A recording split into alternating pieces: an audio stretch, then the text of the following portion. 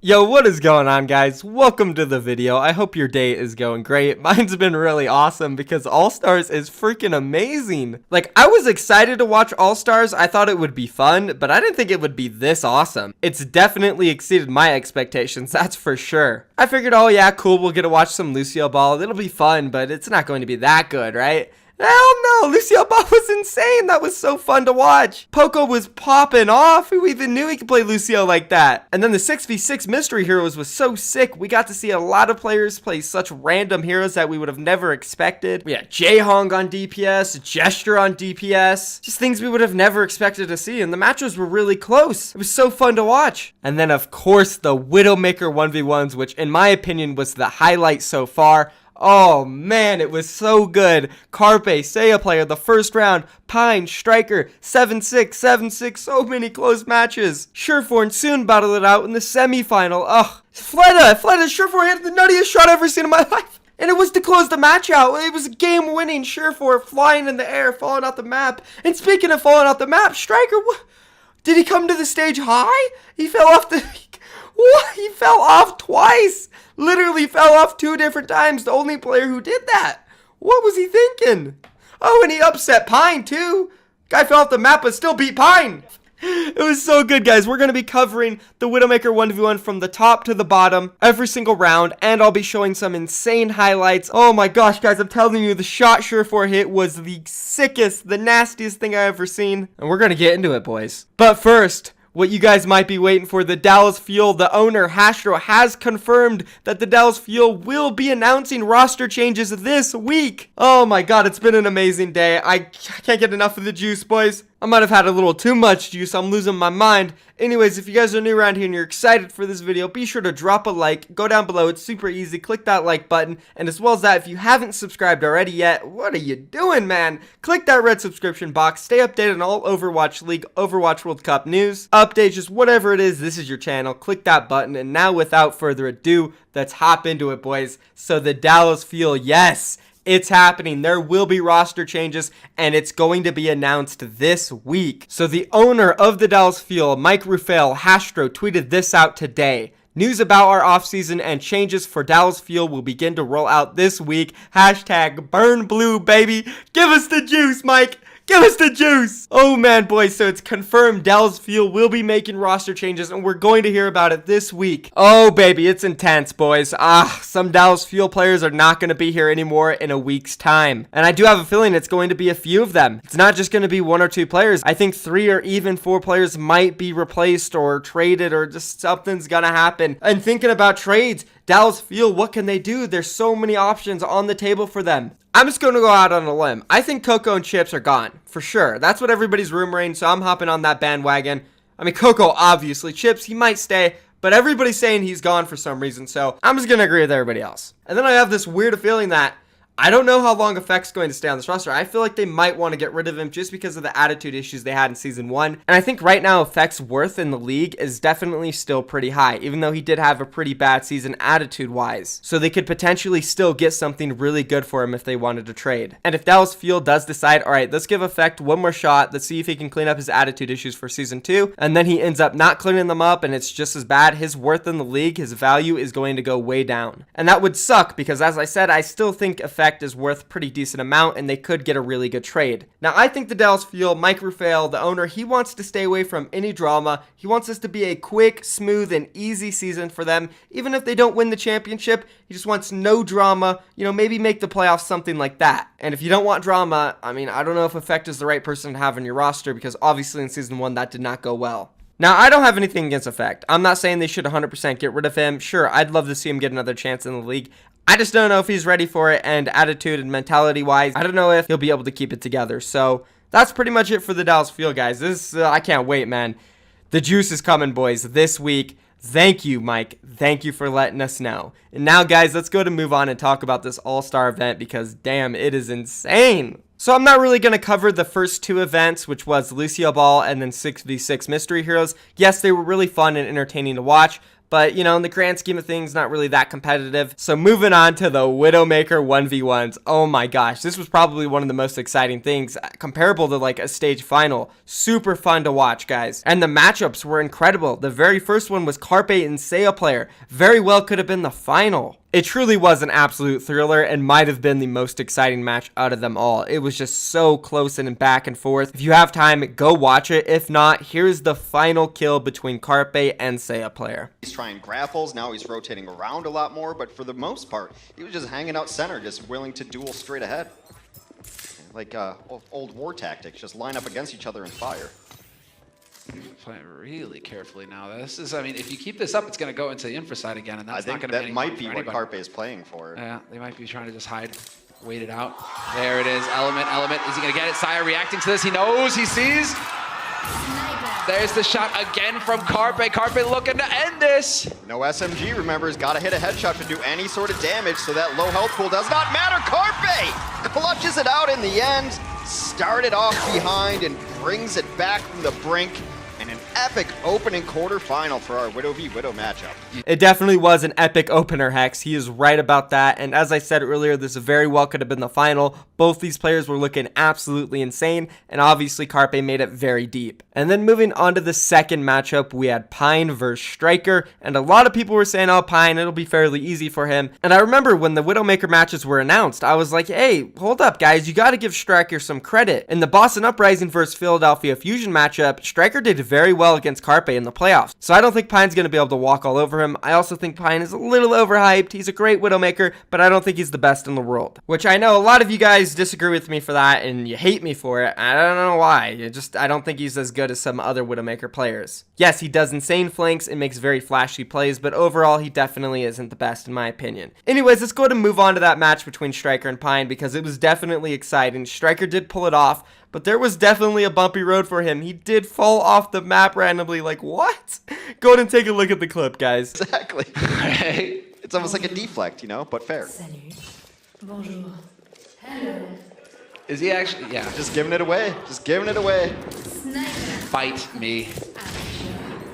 Amateur. Oh no! Pine wins the psychological warfare. Oh my god, I felt pretty bad for Striker because at the time I thought, oh man, that's gonna hurt, he's gonna fall apart, because he was looking a little nervous throughout this entire tournament. Every time the camera was on his face, he was like hyperventilating. He was breathing so hard. He kept like fidgeting with his headset, touching his face and stuff. He looked really nervous, but, you know, it ended up not being a factor in this match, and he did take out Pine, so good for him. And we also got this hilariously awesome clip from Pine and Striker as well. Take a look, guys. I don't think we have the rights to Benny Hill. All right, this has devolved into a vaudeville act at this point. I can find it right now. Like, there we go. There it is. Striker finally ends the ballet of the Widows there. You know, she's got the ballet skin. It makes a lot of sense. A little black swan action happening there. Ends in tragedy as well. Striker up 3-1 in this matchup.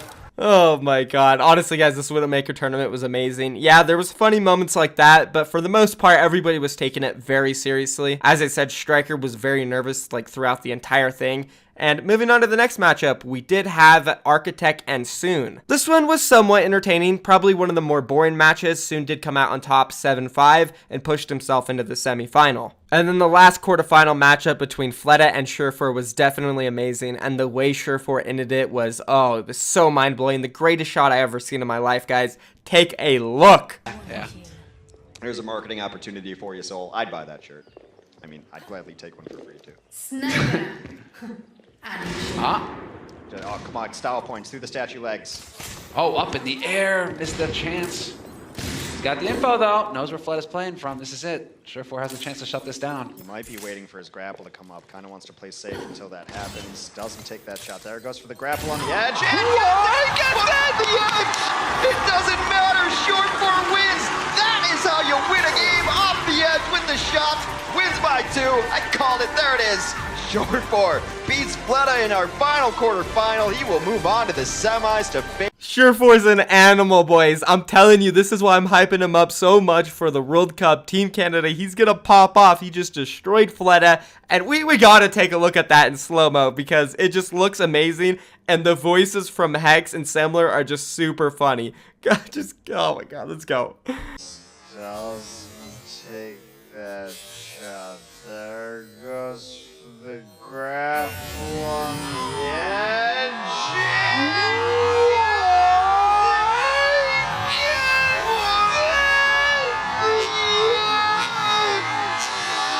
Oh my god.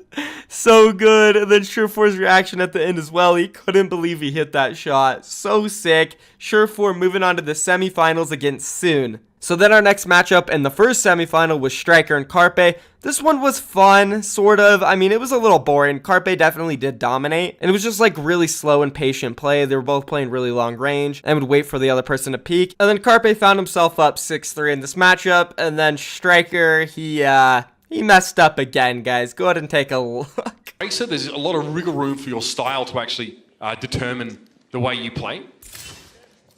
And Widowmakers of different feathers always give us these interesting clashes, I feel. Oh no! How have you done this? Okay, You wanted to be done with it. It was finished. that's gonna be Carpe. The confusion. Carpe's like, I refuse to allow you to end it this way. Unfortunately, it's not to be. Carpe. Oh my god, what a weird way to end this matchup. Carpe, he just clearly looked confused. He was like, what the hell? Did he fall off and lose? Striker, man, I don't know what happened. They didn't ask him in the interview. Unfortunate, but Carpe did move on to the final. And that led us to the second semifinal, which was most definitely not boring. Surefour and Soon delivered, guys. Honestly, I'm not even going to talk about it. I'm just going to show you guys the last 3 kills of this matchup because they both were just incredible. Getting very cagey now, aren't they? Oh, sure, that's a cheeky angle. I like the little crouch there. Oh, back over the top! Like 2 trapeze artists, except one of them missed the memo about not killing the other one. Fair enough. All right, let's see if Soon can stay on the map here. Unlike Striker in our final round, jumping off the side. Little wave. Everybody Man, that is knows that clean. when you wave as Widowmaker, you get a damage increase on your next shot. I made that up. Just handle. Surefour's just looking for him. Where you at? Where's that clippity clop, fam? Oh! Glancing shot to the side of the head. There's your flanking angle. Surefour gasping for breath here. On the obelisk. No! It's not to be! And it all comes down to this. Soon looking over. He's looking at me. No, I'm looking at him, but he's not looking at me. Should I have looked at him? Damn it! I'm trying to. He's in my head! So we'll see. About 7 seconds. How this final round will play out. Soon making boat noises over there. You see, your Surefour's got that wiggle leg going on. Yeah. He's got that wiggle jiggle. That's how you know you're feeling it. He's locked in, dialed up. Oh! It ain't gonna happen! The backhand to the face is so real! And Lane, Surefour, Roberts will ascend to the grand finals of our Widowmaker 1v1 challenge. He will be facing Carpe in what is sure to be.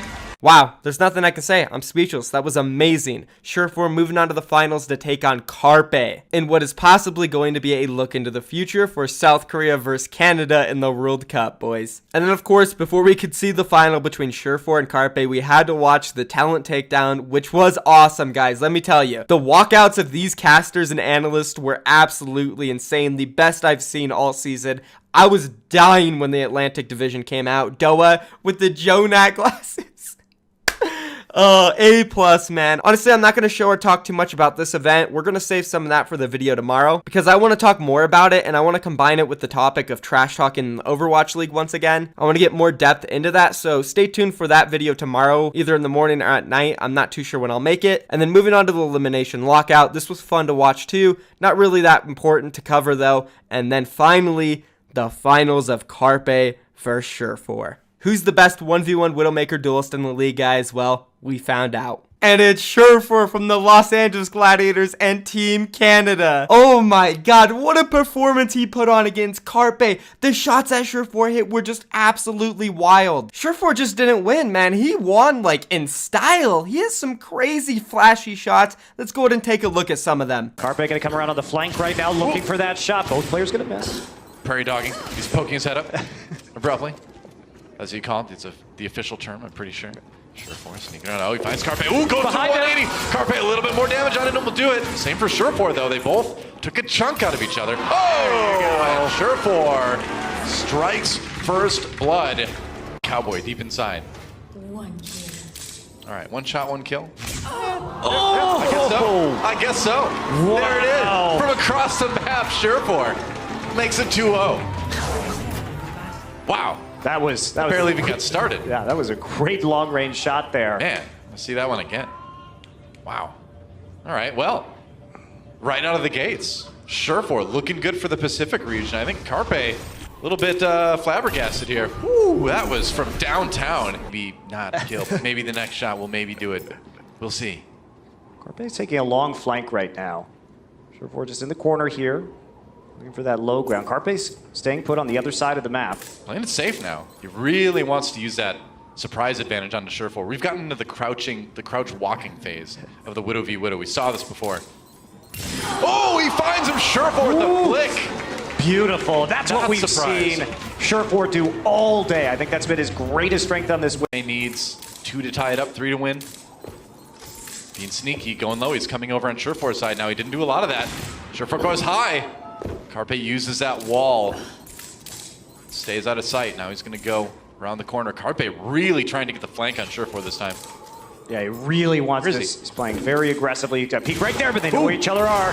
It's a jump. Both players again, and Carpe goes down. Surefour wins it all.